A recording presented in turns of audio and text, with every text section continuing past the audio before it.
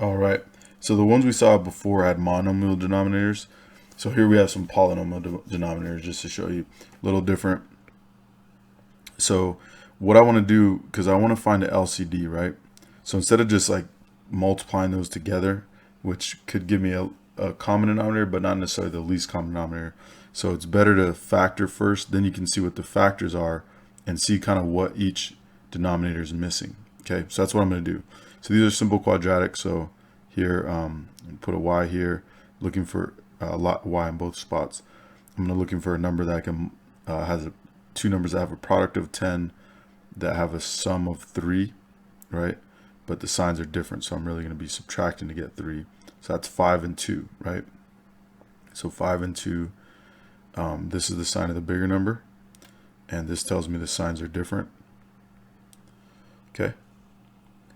All right. And then I'm going to do the same thing over here. Now notice you can reduce here, but I'm going to just wait on that just for a second. So here, this is also a simple quadratic. So I'm looking for numbers that have a product of 2 that have a sum of 1, right? That invisible 1 there. Signs are different, so we're going to be subtracting. So it's 2 and 1. This is the sign of the bigger number, so it's positive 2. And then this tells me the signs are different, so it's minus 1. All right? So for the sake of this problem, I'm going to ignore this thing that I can reduce here, but just know that that's something that you can do. Okay. So what I want to do is I want to get my LCD. So my LCD is going to be these, right? So you always need everything represented. So whatever that first denominator is, just take all of it, right? You need all that. And then for the second one, I see that I already have a y minus 2, or a y plus 2, excuse me.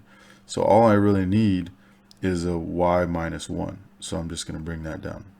So that's the LCD, okay? Is all this together. Now you don't have to multiply it all together. You don't have to full it out or anything. We just want all those terms represented, okay? So then what we're going to do is here, what I'm, oops, didn't mean to do that. What I'm missing here is I'm missing a y minus 1. So I'm going to multiply by y minus 1 on top and bottom. Okay. What I'm missing here is a y minus 5. So I'm going to multiply by y minus 5 on top and bottom. All right. And so what we'll end up with in the numerator here, and we can FOIL this, we can start to FOIL as we go, so we don't have to write a whole nother step, but it'd be y squared. And so I told you don't have to FOIL here, but in the numerator you do want to FOIL because that's where you're going to be combining like terms and things like that. The denominator is just going to stay like that, so you don't have to multiply it. So the numerator is going to be y times y is y squared, y times negative 5 is negative 5y, negative 1 times y is negative 1y, and negative 1 times negative 5 is positive 5. Okay, so I'm going to get all that over the LCD, right, which is y minus 1, y minus 5, y plus 2. Okay, so that's this fraction, right? Now I'm going to do, now I'm going to get this fraction over here. So this time it's just distributive property, so it's going to be plus, because that's a plus, and then y squared minus 5y. And then on the bottom I have the LCD, right? Y plus 2, y minus 1, y minus 5, right? Different order than we have over here, but same thing. The same value because of the commutative property of multiplication, right? So now I'm going to combine all these like terms in the numerator and keep the denominator the same. Okay, so my like terms of y squared plus y squared, so that's going to be 2y squared. And then I have negative 5y minus y, which is negative 6y. And then I have another negative 5y over here, so it's going to be negative 11y. And then I have a plus 5, right? And no other like term, so I'm just going to bring down the plus 5. Then on the bottom, I'm just going to put the whole LCD, right? These are the same values, so I'm just going to write it all out. So y minus 1, y minus 5, y plus 2. Okay. All right, now one last thing. So now is where we check to see if we can reduce anymore. So what I want to do is I want to see, can I reduce that? So, or can I reduce this fraction? So what I need to do is factor that numerator. Now that I've combined everything together, now I can factor it. And so this is a complex quadratic, no GCF. So I want to multiply a times c, so 2 times 5, right, gets 10. And I want to find numbers that have a product of 10 that have a sum of 11. Signs are the same, so we're going to add, so it's 10 and 1, right? So what I'm going to do is I'm going to I'll write it over here. We'll have y and 1 and y and 10. The signs are the same. This is the sign of the bigger number, so that means they're both negative. Bigger number is negative, other one's the same. And then since a is 2, I'm going to divide by 2 here and 2 here, right? So 10 divided by 2 is 5, and then 1/2 doesn't reduce, so that 2 is going to come to the front. So what it'll be is 2y minus 1, right? And then it'll be y minus 5. So then down here we have y minus 1, y minus 5, y plus 2. And so we can see the common factors are these two. And so all we have left is 2y minus 1 over y minus 1, y plus 2. All right. Now, once again, you could FOIL this out, but not recommended just because there's no real benefit to it. Just keep it the way it is, factored out. All right, number 9.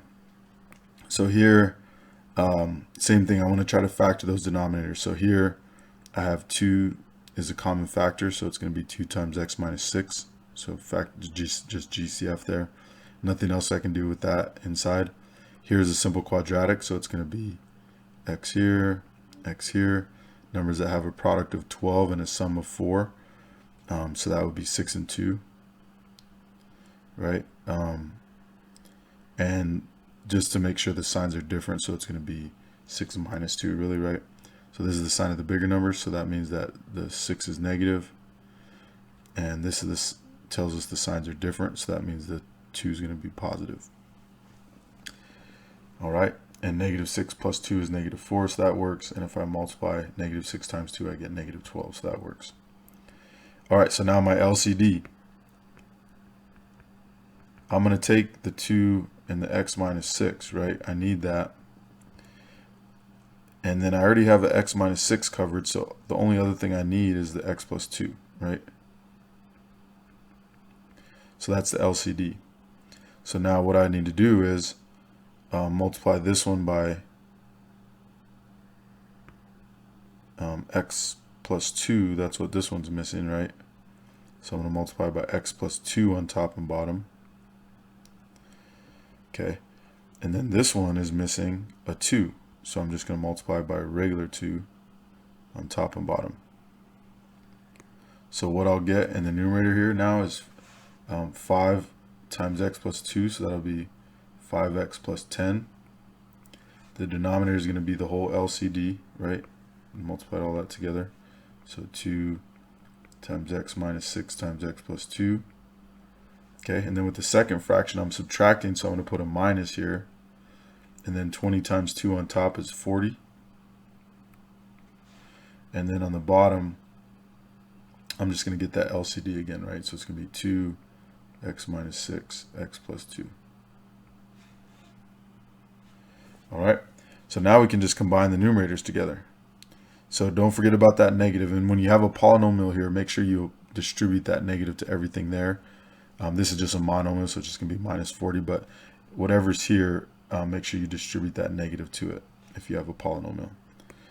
So like terms, really it's just 10 minus 40, so that becomes negative 30. The 5x stays the same, 5x minus 30. Then on the bottom I have 2x minus 6, x plus 2, right?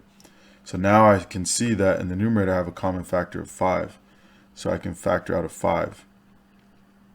So it becomes 5, and then we have x minus 6, right?